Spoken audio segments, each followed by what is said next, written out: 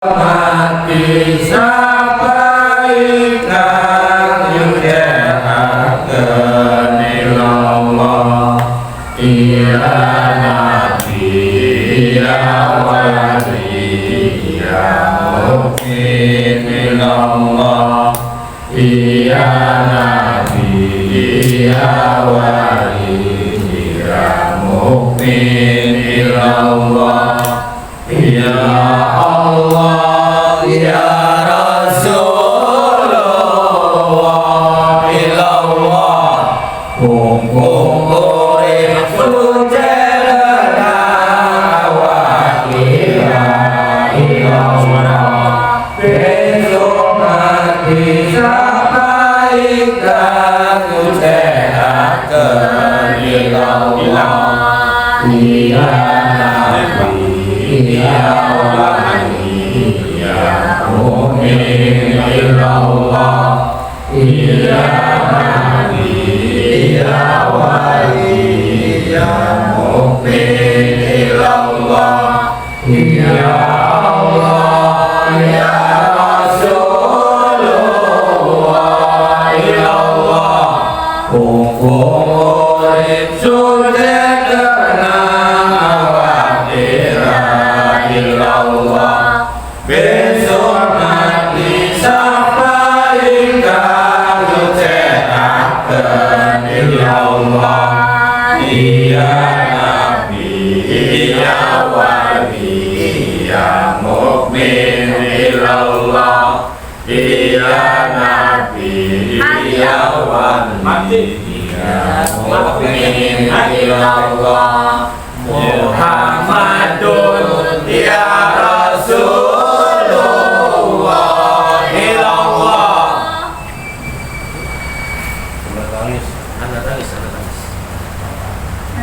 Anak nangis, anak nangis, nangis kelayu-layu.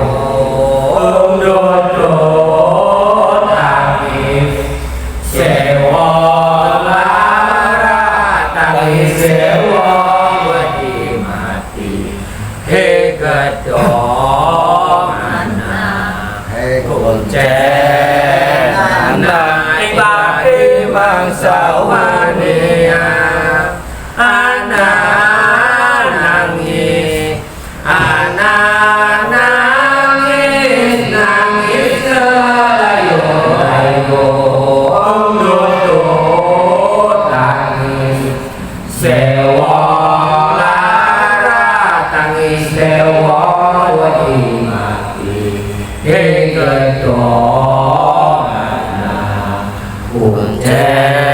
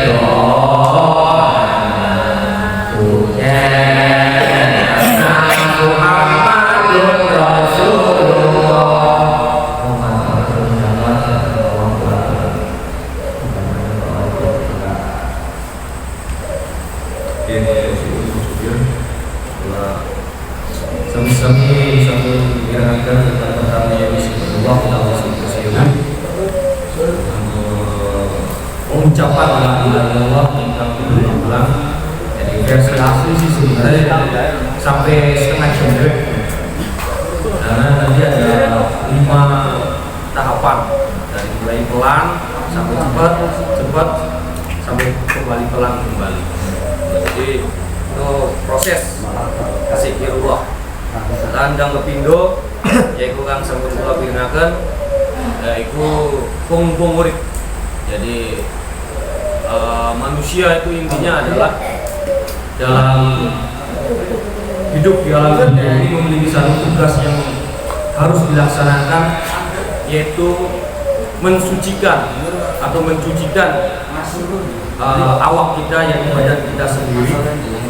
Terus yang kedua anak tangis yang menerangkan tentang setakut apapun kita kepada kematian, walaupun menangis setiap malam, menangis setiap hari, bahwa kematian itu pasti akan datang. Nanti kenapa yang membaca itu tentang kematian itu disambungkannya nanti dari serat atau naskah yang ditulis oleh para wali zaman dulu.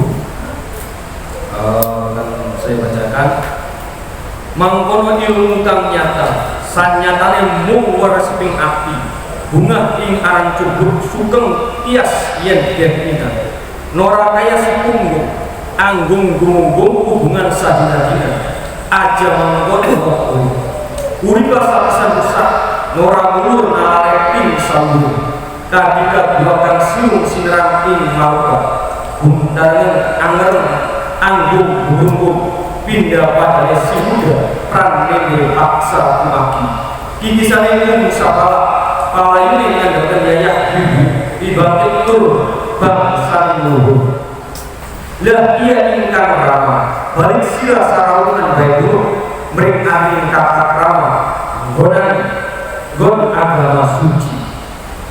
Tuh ada 3 bait yang sudah saya bacakan, yang mana intinya adalah yang pertama, kewajiban kita untuk mencari ilmu, kewajiban kita untuk mencari pengetahuan yang sejati. Karena jalan keilmuan ini adalah awal atau pembuka daripada kita semua untuk bisa mensucikan diri kita pribadi, mensucikan akal pikiran kita, dan yang terakhir adalah mensucikan hati kita. Maka dari itu, yang pertama diperintahkan oleh Kanjeng Sunan Kalijaga Bumi ini adalah untuk mencari ilmu kang sanyata, dan hal ini sesuai yang dianjurkan oleh Al-Imam Ghazali di dalam Ihya Ulumuddin, bahwa yang disebut ilmu itu adalah ketika kita mempelajarinya maka akan menambah rasa takut kita kepada Allah Subhanahu wa Ta'ala, atau akan menambahkan ketakwaan kita kepada Allah Subhanahu wa Ta'ala. Sebagaimana pesan dari Gusti Sunan Jati atau Sunan Gunung Jati, beliau juga pernah berpesan kepada anak cucu Cirebon bahwa aja ngaji kejayaan tingkat ala rauta, jangan mempelajari suatu ilmu pengetahuan jika hal tersebut hanya akan memberikan kemudaratan atau memberikan kerusakan. Jadi intinya adalah kita harus bisa mampu mengamalkan ilmu itu untuk hal atau untuk jalan kebaikan. Karena apa?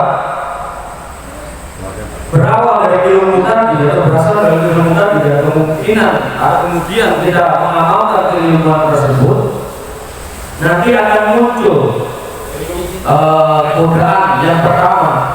Godaan yang pertama itu adalah apa yang di dalam kitab ini dikatakan bahwa sugeng tias yen dentina ora kaya sipunggung anggung anggung hubungan sadina-dina. Jadi nanti akan muncul yang namanya sifat apa? Hubungan dalam dialog ini, atau sifat kesombongan itu akan muncul ketika kita sudah bisa mengamalkan ilmu yang telah kita pelajari atau sesuatu pengetahuan yang sudah kita pelajari. Makanya di kalimat terakhir itu ditegaskan, aja mampu ngomongin, jangan begitu orang itu. Jadi justru mereka yang sudah mengamalkan ilmu dan juga memahami ilmu tersebut justru merasa apa? Bunga di arah jodoh sugeng tias dan hina, justru malah merasa hina ketika tidak mampu mengamalkan keilmuan tersebut atau tidak mampu mengikhlaskan hati dalam setelah melakukan suatu kebaikan. Justru merasa dirinya hina, merasa dirinya itu kurang di hadapan Allah Subhanahu wa Ta'ala. Maka dari itu salah satu resep yang diberikan oleh para wali adalah tentang apa? Supaya menghilangkan sifat atau sifat hubungan atau sifat sombong tersebut adalah dikembalikan lagi kepada ingat mati, ingat kepada kematian. Bahwa sehebat apapun kita, semampu apapun kita berbicara, berdakwah, nanti kelak akan sama-sama muncul ngalor itu, atau sama-sama kita ini akan masuk ke liang kubur.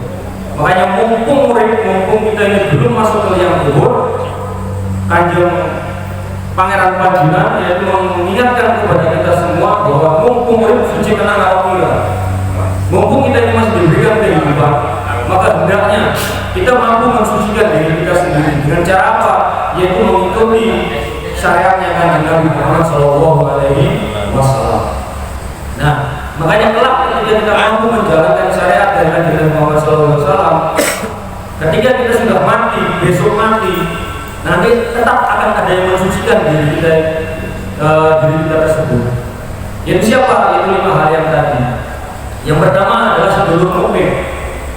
Nah, salah satu syariatnya Kanjeng Nabi, sunnahnya Kanjeng Nabi yaitu berbuat baik kepada tetangga, kepada sedulur mukmin kita. Ketika hidup kita mampu melakukan hal tersebut yang berbuat baik kepada tetangga, kepada sedulur mukmin, insya Allah ketika kita meninggal pun, ketika kita mati, sedulur mukmin ini akan dengan senang hati mensucikan diri kita, entah itu nggak buat dan lain sebagainya, mendoakan tahlilan dan lain sebagainya. Nah, terus yang kedua siapa yang akan mensucikan kita? Yaitu wali, para wali. Makanya insya Allah kita semua diberikan kesempatan oleh Allah untuk senang ibadah, untuk senang ziarah kepada para wali. Karena apabila insya Allah kita juga memerlukan sahabatnya para wali. Terus yang ketiga yang akan mensucikan kita ketika kita sudah meninggal yaitu para nabi. Makanya kita juga dalam tawasul tetap mengirim Fatihah kepada para nabi. Dan yang keempat, yang paling utama seperti yang sudah dibahas minggu kemarin atau kemarin oleh Mas Sultan, yaitu yang paling berhak nanti yang mensahabat kita, yang akan mensucikan kita, yaitu adalah Kanjeng Nabi Muhammad SAW atau Rasulullah SAW. Baru yang kelima, yang jelas yaitu bagaimana yang Tuhan kita semua itu Allah Subhanahu wa Ta'ala. Makanya kita kembali harus ingat bahwa ketika sehebat apapun ketika kita masih di dalam dunia ini, bahwa kita akan kembalikan lagi kepada Rasulullah SAW, dan yang paling penting kita kembalikan lagi kepada Allah Subhanahu wa Ta'ala. Makanya seperti ada kisah juga dari Bapak Rusmi yang mengenai cara buana, yaitu beliau memberikan pengajaran kepada kita semua bahwa beliau berkata buku ilmu yang disebut Allah. Jadi intinya adalah kembali menisbatkan kepada Allah Subhanahu wa Ta'ala. Sama seperti duduknya kita di sini, duduknya kita mencari ilmu, duduknya kita berdoa kepada Allah Subhanahu wa Ta'ala, ziarahnya kita kepada para wali, tidak lain bukan itu karena Allah yang menggerakkan hati kita, yang menggerakkan badan kita, bukan karena kita yang paling soleh, bukan kita yang paling benar, bukan karena kita yang paling pintar, tapi justru karena kita ini yang ditunjuk oleh Allah Subhanahu wa Ta'ala untuk bisa bersama berdoa kepada Allah Subhanahu wa Ta'ala melalui tawasul kepada para wali yang kita ziarahi. Mungkin demikian saja, karena kalau diteruskan nanti nanti biasanya masih disambung. Bisa. Kepada mohon yang aku para guru berikan kesempatan. Wabillahi taufiq wal hidayah. Assalamualaikum warahmatullahi wabarakatuh. Waalaikumsalam warahmatullahi wabarakatuh. Saya merespon bahasa suci dari Qurannya, biasa surat Al-Aqlaq yang serbiti semua Al-Aqlaq di ayat 14 supaya nambah mantap, nambah yakin ya, bahwasanya kalamnya wali itu pasti ada dari Qurannya, di Qurannya itu pasti ada ya. Mana bahasa tadi murid suci akan awal. Jadi begini ya, qad aflaha man tazakka. Nanti ada ini surat Al-Aqlaq, nanti diasumsi kaitan dari pencian. Qad aflaha man zakkaha. Hampir mirip kalimatnya, tapi berbeda. Nanti pengembangan cara mencikan itu seperti apa? Yes. Pak Ustaz nih kudu dikit. Kalau surat di Al-A'raf, Soalnya qad aflaha, ya, sungguh orang yang menyucikan diri dengan cara beriman itu adalah orang yang beruntung. Jadi yang pertama, kalau kita ingin bersih hatinya, pikirannya bersih, itu kualitas kita adalah, yang kita utama adalah keimanan kita. Paham? Keimanan kita kepada Allah. Nah, tentunya bahasa iman itu bukan hanya sekedar kita percaya pada Allah, bukan hanya sekedar kita percaya pada Nabi Muhammad, bukan hanya percaya nanti adanya apa, malaikat atau hari kiamat, bukan hanya sekedar itu. Nah, nanti kita pengembangan. Nah, sederhananya begini, kita ingin beriman kepada Allah itu apa ujung-ujung beriman? Atau kita dikasih tahu? Tentunya kita dikasih tahu. Nah, dikasih tahu itu dengan ilmu. Karena saya yakin beliau buyut Semilah atau Kanjeng Syekh Syarif, para wali-wali itu sudah suci, sudah dibersihkan oleh Allah. Karena apa? Keimanannya, keilmuannya luar biasa. Jadi jangan sampai ilmunya kita bertambah, ibadahnya kita bertambah, tetapi imannya kita turun. Tentunya ilmu itu mengajak supaya imannya kita itu naik. Jaro seperti ini mengajak imannya kita naik. Karena apa? Karena tahu Rasulullah itu diprogram, makanya jaro itu dibolehkan oleh Rasulullah. Itu program Rasulullah. Program Rasulullah adalah program Al-Quran. Berarti program Al-Quran adalah program Allah. Makanya ziarah diperbolehkan. Karena apa? Karena ziarah itu membantu menyucikan hati dan pikiran kita. Sehingga apa? Kita merasakan apa? Ibadah kita pulang dari sini apa? Bertambah. Hati kita keluar dari buyut tenang. Pikiran kita sinuwet-nuwet dari buyut tenang. Rasanya apa? Pengen maning, jauh maning. Iki program Rasulullah, program Al-Quran. Coba. Nah, nanti orang-orang yang suci pikirannya itu apa? Akan mampu menangkap ilmu-ilmunya Allah. Oh, ini kalau ya, karena iman wis ini kan Nabi, kadang iman itu yajib wa yanqus, kadang nambah, kadang turun. Loh, bakal lagi turun, yang ada adalah apa? Emosional, sifat malas, sifat muda. Mau kan? Tapi bakal lagi imannya naik, apa? Tenang, semangat, enteng ibadai. Oh, siji ya, qad aflaha man tazakka, pengen bersih dengan cara menaikkan kualitas keimanan kita kepada Allah. Satu, nanti pembahasan spiritualnya nanti ini. Nah, kalau di surat As-Samsi sama, qad aflaha man zakkaha, orang yang menyucikan diri pasti beruntung, pasti selamat, pasti bahagia. Nah, ini orang yang sudah bertemu. Makanya orang yang bertemu itu nggak mau adanya itu kotoran. Nah, salah satunya tadi akan menyambung, sombong itu adalah salah satu kotoran hijab bagi hati kita. Coba kalau nggak percaya, ada sombong sedikit aja, makanya kita introspeksi. Kenapa ibadah kita malas? Kenapa istiqomah kita malas? Kenapa kita berat melakukan kebaikan? Ada apa di dalam hati kita? Apakah kita masih sombong? Apakah kita masih dengki? Apakah kita masih ria? Ini introspeksi. Nah, penyakit-penyakit seperti ini nih, maka apa? Perlulah kajian spiritual tasawuf, perlulah apa? Bimbingan-bimbingan dari seorang guru. Yes. So, waqad khaba man dassaha, orang yang apa? Mengotori dirinya sendiri itu rugi. Oh, jadi kita mengotori awak dhewe, hati dhewe itu rugi. Oh, jadi ayo belajar tekan setitik bareng-bareng belajar. Hilangkan supaya apa? Ilmu iku mancing. Oh, ini kono lho, supaya minimal bakal ilmu mancing, ibadah sing rajin. Ingat Gusti Allah sing rajin. Oh, ini kalau jadi begitu lagi dewekan daripada ngambun mikiri kang beli wis semakin nyetar Gusti Allah istighfar ta, sholawat ta, riden memperbaiki. Wis mokonon itu bagian daripada cara supaya aja apa? Aja teman imane. Oh, bakal lagi dia kan anak batur, anak sapa ngobrol, ikut cara. Oh, pernah bulan di dalam mokonon. Cung, apa? Ki belajar karo Gusti Allah. Bakal lagi dewekan usahakan selalu ingat karo Gusti Allah. Berpikir yang positif, tapi bakal wong teka ngobrol.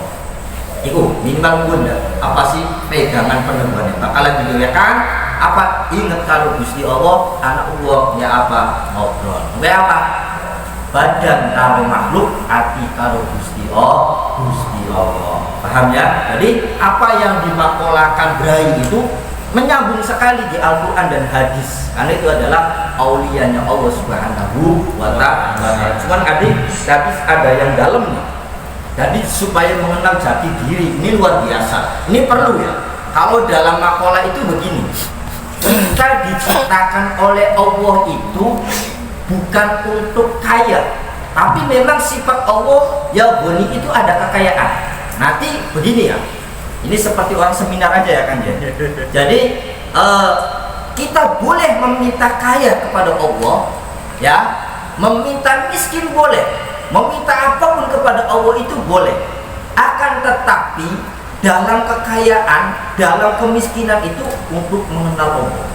Jadi kita diciptakan oleh Allah itu pada intinya adalah untuk mengenal Allah, untuk mengenal Rasulullah. Nah, untuk mengenal Allah dan Rasulullah, untuk mengenal para sejarah para wali, tentunya kita adalah belajar. Wisugi sekiranya nambah kenal kalau Gusti Allah, nambah parah kalau Gusti Allah. Ditakdirakan miskin, nambah parah kalau Gusti Allah. Ditakdirakan apa? Wong berilmu, nambah parah kalau Gusti Allah. Ditakdirakan ungkap orang ngerti apa-apa, nambah parah kalau Gusti Allah. Iki Gusti Allah menciptakan bahasa sejati itu tadi. Loh, silakan mau minta kekayaan, minta ilmu yang banyak, tetapi pada jangan lupa apa? Kita disuruh mengenal Allah Subhanahu wa ta'ala. Makanya di situ di Al-Qur'an kan ada yang namanya zakat, ada yang namanya sedekah, ya kan? Nah, ini adalah program Allah. Kalau kita mengikuti program Allah, mengikuti aturan Allah, mengikuti syariat Nabi Muhammad SAW, insya Allah apa iman manfaat lan barokah. Nah, nyambung duit kan ya, mau nyambung. Nanti siapa yang sambil ini ngobrol biasa, ya nanti mungkin Pak Kabar dulu, ya Pak Kabar monggo Pak Kabar. Jangan sih besok wakilnya. Ya, di kamar dikit.